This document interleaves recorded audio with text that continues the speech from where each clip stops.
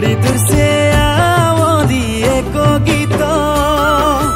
গাব বলি ভৌজি কের খোপাই গেঁদা ফুল আখড়া গো মুখি গেলা ভৌজি কের খোপাই গেঁদা ফুল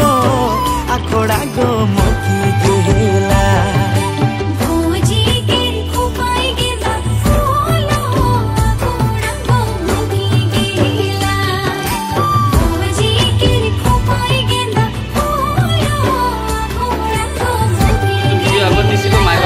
বুকিং হৈ গ'ল